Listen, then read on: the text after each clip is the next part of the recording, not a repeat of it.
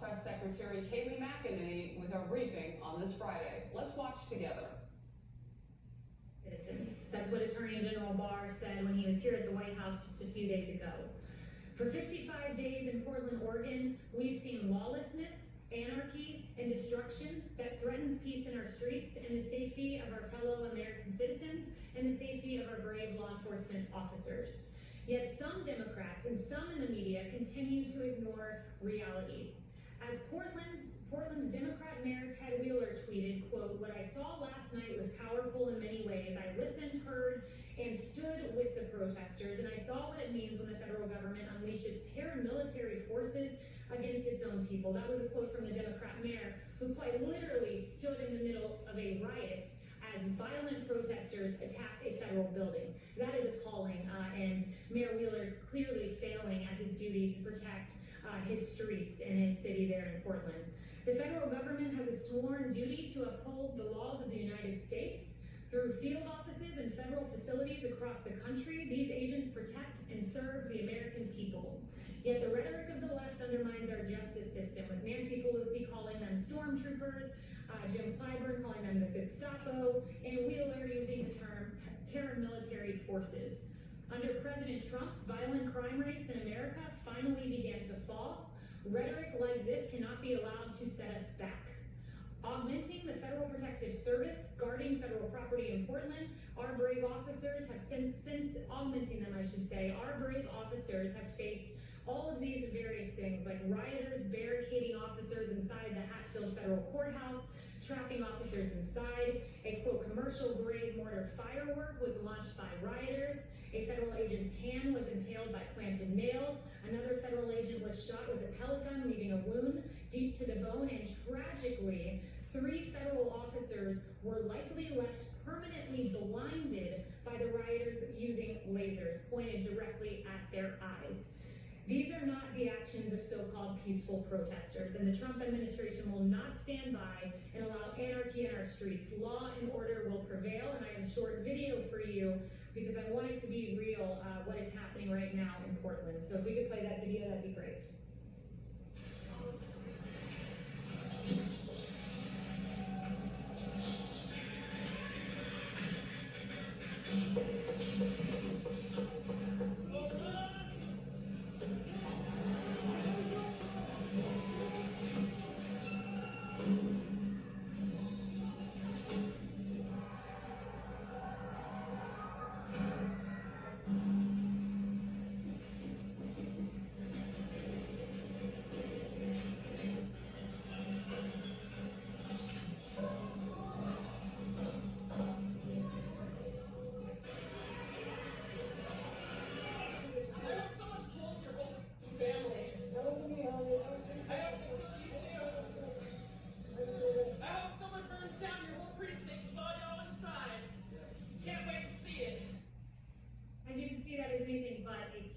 Protest. All right, we were not expecting that video, and our management here at Fox News has decided we will pull away from that at this time. I want to bring in Power Panel James Freeman, Assistant Director, Wall Street Journal editorial page, Fox News contributor, and Jose Aristimuño, former DNC deputy. I'd like to know who management was that pulled it away. I'll come to you from the Wall Street Journal. Totally. There are a lot of things that we did totally wrong. Some wording on the screen, but certainly a collection of the conflict that's going on in some of the areas of America. Yeah, and a new low for Fox News. A huge issue over the next few months, and I think the clear message, you look at a lot of polling, is that people don't favor looting, they don't favor rioting. This may sound funny to have to say this, but I don't think you're going to end up with a lot of sympathy for violent actions in the streets. I look at your new Fox News poll in Pennsylvania. You have Donna Brazile admitting on live TV that she likes to watch adult porn. Say they don't want some things changed and reformed, but nothing happens to her, and that's able to go out on the air. With answers and questions and answers, I should say, with the White House Press Secretary Kayleigh McEnany has begun. Let's go right back now and catch this live. Yes, Pelosi and Mitch McConnell announced that John Lewis I'll come back to you. will be lying in state at the Capitol Monday and Tuesday. Does the president plan to go to the Capitol to visit John Lewis on one of those days? I have no announcements about the president's upcoming plans, but John Lewis was a civil rights icon. We lowered the flag at the White House here to signify that. So I have no future announcements of the president's plans other than to make that one note. Yes. Thank you, Bill. So the Senate has approved overwhelmingly a bill that would require the renaming of bases that are named after Confederate leaders. How is it that Senator Inhofe assured the president he was going to be able to remove that from legislation that has passed both chambers of Congress? Yeah, I'll leave that to Senator Inhofe as to how that works legislatively speaking, but the president was assured by Senator Inhofe that that would be changing and that Republicans stood with the president on this and stood with the rest of America. 56%, according to an ABC Ipsos poll, are opposed to the changing of the U.S. base name. Okay, thanks. Two quick questions. I think you probably hear this often. When can Americans expect some money in their pockets by way of stimulus? What's the president's plan to get that money to them as quickly as possible? And just a question about COVID reporting. Is the White House at all concerned about inaccuracies or inconsistencies with respect to COVID death reporting? So first, let me note, when we look at numbers, we want the most accurate reporting, and I went through last week the CDC numbers. We want to make sure hospitals are truly reporting all the information they're getting. One of the systems of data gathering, only 81% of hospitals were reporting into. Another HHS system was getting a more full picture of what we're seeing in hospitals. So we want to ensure all of our information is accurate. We trust the numbers that we're getting from HHS and CDC. With regard to phase 4, those negotiations are ongoing. These are long and extended negotiations. We feel that it's very important from the White House to address unemployment insurance in particular, and also money for schools and ensuring that the money for schools enables students to make school choices, like actually going to a physically open school. So right now, that's where the discussions lie at the moment. One more quick one very quickly. Drug pricing is so critical to American seniors. Often you hear terrible stories, frankly, about people having to ration drugs because of the incredible cost. What exactly practically can the American public expect the president to do to lower the cost of prescription drugs? That's a great question. The president today at 3 p.m. will be talking about drug pricing, and he'll be announcing some actions he's taking on that front. So I'll leave it to him to announce those future actions. But in 2018, he released a landmark blueprint to lower prescription drug prices. It's an issue he's been very passionate about, which is why he signed legislation ending the gag clauses that stop pharmacists from informing patients about lower drug prices, and average basic premiums for Medicare Part D prescription drug plans have actually fallen by 13.5% since 2017. So he's done a lot already, but more to come this afternoon, actually.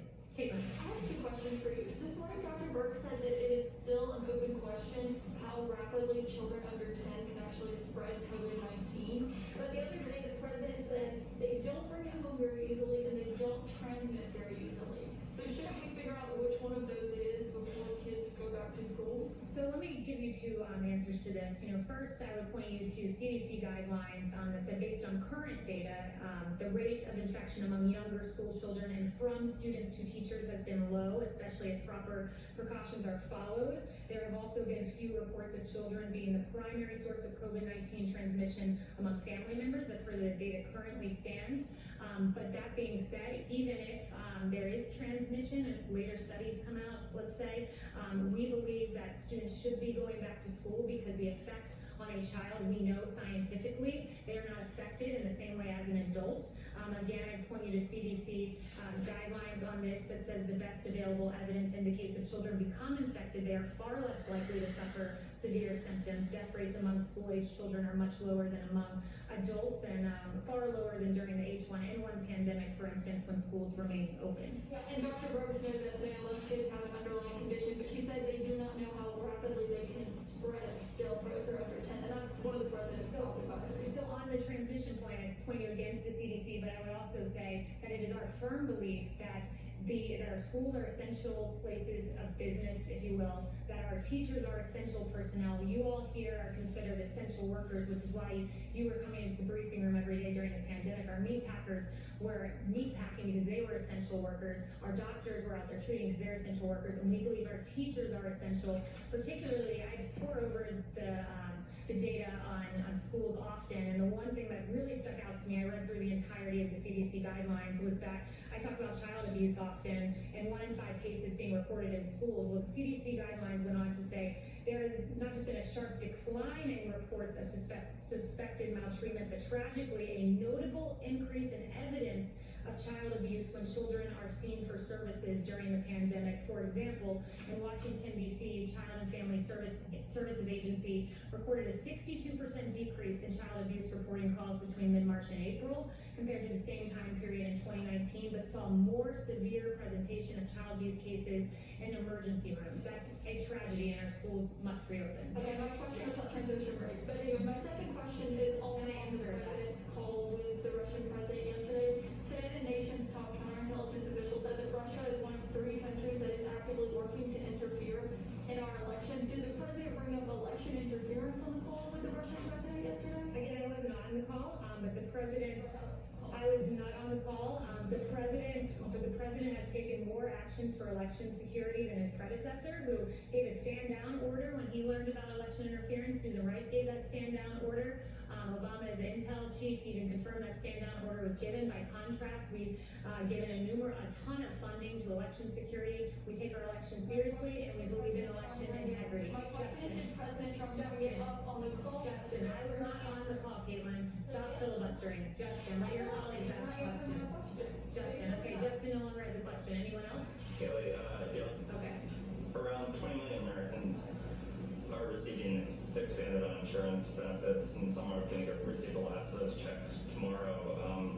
Have Senate Republicans in the White House settled on a plan yet to extend UI? If so, can you explain what that plan is? And if not, did you wait too long to try to sort this out? Those discussions are still ongoing, and I'm not going to get in the middle of the negotiation, other than to say, when I answered Kevin's question up here, I said that our priority right now is we feel it's very important to address extending those unemployment insurances, and how that looks, I'll leave it to them, but that is, unemployment insurance is a top priority for us.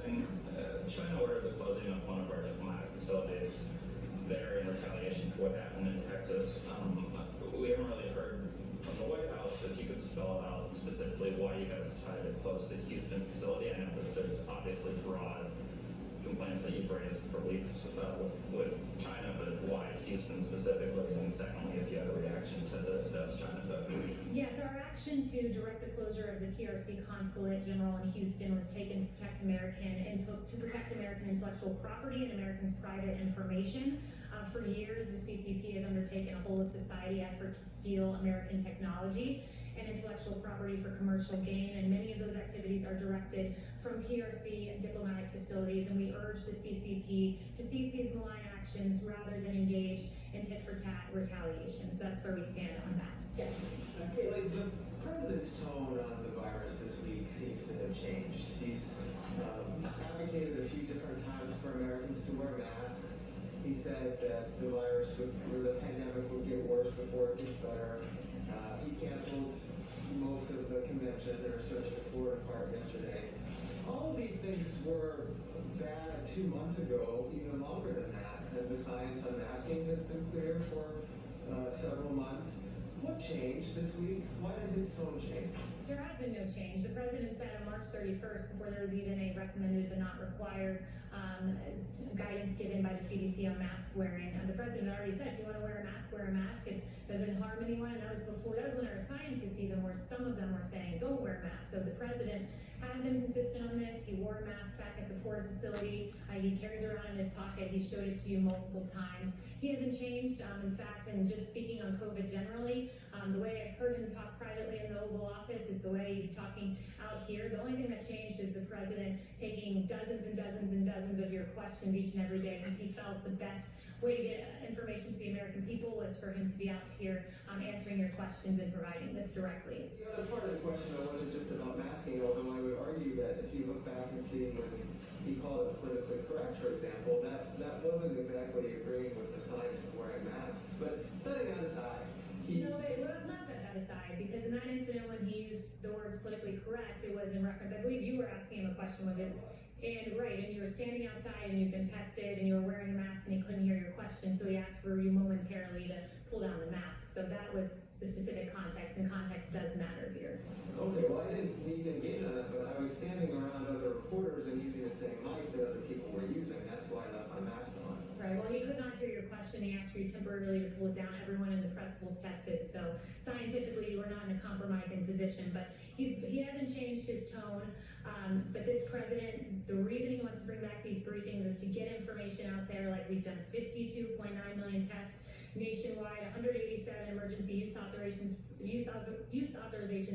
for test manufacturing, 20 million swabs per month, use the DPA over 20 times. All of these great successes of this administration, like distributing 31,000 cases of remdesivir, enough to treat nearly 200,000 patients. None of this is getting covered. And you've got the best messenger, the duly elected president of the United States, talking directly to the American people and getting extraordinary ratings as they tune in to get information from their My question wasn't, Yes, my John. question wasn't about John. that last piece. I just want to clarify one thing, Caleb. Okay, John Miller's question. Anyone else? I just want to clarify. I don't want to talk over it. If you don't mind, Jeff, maybe we can come back to you. I would like to finish my point. Yeah, well, Yeah, but let me ask everyone in the front rows get 5 questions. People in the back row don't even get the opportunity to ask questions. You're not answering the I question. want to ask about the Senate Defense Authorization Bill, which passed by a veto-proof majority yesterday, and the House earlier this week also passed their version of the defense bill, also by a veto-proof majority. And both of those bills contain mandates that the Pentagon rename these military bases, which are named in honor of Confederate generals. I want to ask you, does the president believe that his position, which we're all familiar with, it's helpful in terms of recruitment, specifically for African Americans? Explain how that position will help recruit African Americans in all volunteer military force. The president stands with the American people. 56% don't want to see the bases names change. Where he stands is in a place where many soldiers who have lost their lives overseas, the last ground that they saw were these bases, and by changing their names, he believes that it is not appropriate that those soldiers who lost their lives to be told that the ground that they Familiar with left. this position, and you just restated it very well, but I'm asking you specifically, how is this helpful for an African American who wants to volunteer for our all-volunteer military forces to go to a base that's named for a Confederate general that worked to still put and keep in place slavery, which impacted their ancestors? Because the bases are not known for the generals they're named after. The bases are known for the heroes within it. The great Americans, black, white, Hispanic, of every race who have died on behalf of this great country. And 56% of the nation agrees with the president. Position that Yes. it won't impact, Yes. and it won't impact in any way recruitment is what your position is. Next question. Is I've that a already yes answered that or one no? It's twice. just a yes or no. Kelly, I want to circle back to school choice, which you mentioned a few minutes ago. So that means the potential for shifting federal funds away from schools that don't open so that parents can use those funds for homeschooling or private schooling. The president vehemently opposes defunding police. Why is defunding public schools okay? So the president has never wanted to take money away from schools, take money away from education. It is about keeping it with the child. The purpose of school funding is to educate a child. The child, if a school is closed, loses the opportunity to receive education and needed social services. I put up the chart a few weeks ago from McKinsey & Co. That showed that the student most impacted is the low-income student who's in a low-income community and doesn't have the resources as some other students. So that student should not be deprived of an educational opportunity and forever never be able to recover the deficit that child has had by being out of school for an entire year or more. Schools in those underserved communities also are the ones that generally have terrible ventilation. They need the most money for upgrading. If this money is shifted away from the schools, how will they ever get into a situation where they could, in the case of a pandemic, properly serve their population? Well, your question's a bit befuddling because if the problem is ventilation in schools and the school's closed and you're fixing the ventilation, the student isn't even in the facility because the school isn't even open. The whole point is the student deserves an educational opportunity and a good educational opportunity, which is why the money must follow the student. And I would also note in the CDC guidelines that they said, with regards to food in particular, that there are 15 million children participating in the school breakfast program, 30 million in the school lunch program, and they said, quote, "It is difficult to maintain this type of school nutrition program over the long term." And they were talking about how we've managed to give meal services throughout the periods of school closures, but they went on to say it's difficult to maintain this type of program over the long term. There are severe consequences. I've mentioned the child abuse, the loss in education, and also when it comes to nutrition services as well. Yes. Kate, with the payroll tax cut now off the table, is there anything that the White House considers a red line in negotiations with Democrats? And then I also have another question. Yeah, I'm not going to get into red lines. These negotiations are ongoing, and I'm not in the middle of them, so I'll wait to find out what the conclusions of those negotiations are. But I would just signal what I said at the top of this briefing about unemployment insurance being very important. And then President Trump called out the convention of Florida, citing safety. Does that give him pause for any of his future upcoming travel, like to Texas next week, which is a hotspot? We take all necessary precautions, and we protect the president and his staff, and we make sure that we're following the guidelines and social distancing, and so we don't have concern about future travel. Yes. The accusations that China is stealing intellectual property are not new, right? But why gave this order to shut down the consulate in Houston? I'm not going to give any further information about our intelligence from the briefing podium, other than to note what I told Justin earlier on that particular matter. Yes. Kelly, on the question of reopening schools, yesterday, just minutes after the president announced that he was going to cancel the Republican convention events in Jacksonville, he also made the case again for reopening schools. So why is it not safe to hold a Republican convention, but it is safe to reopen schools? Yeah, the schools are a different situation when you have children who, as the CDC guidelines clearly note, are not affected in the same way as adults. We can make certain arrangements like social distancing in schools and follow the CDC guidelines that have been laid out, and they're the best world guidelines I referenced. We can get our schools up to the best place we can get them in, especially if we're given additional school funding, the $105 billion that was mentioned that we are keen to see in a phase 4. So it's a different scenario when you have packed adults in the room versus these students that we can make precautions and take measures to protect. Yes. Thank you, Kaylee. I have a question about COVID. The first one I asked about the use of federal officers.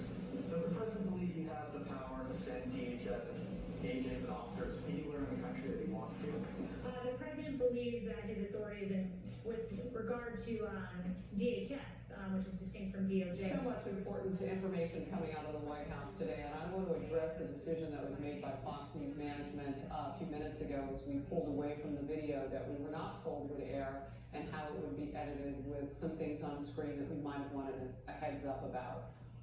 That is part and full of what went on there, but I can't go on without addressing that. We're approaching the top of the hour. The White House press briefing is something that is important for us.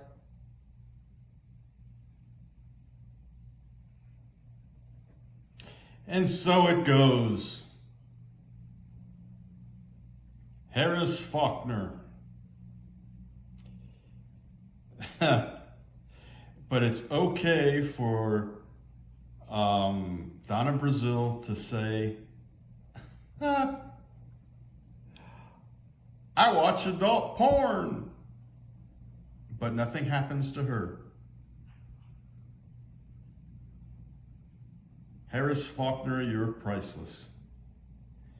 And on that note, I'll let you all decide. Oh my gosh.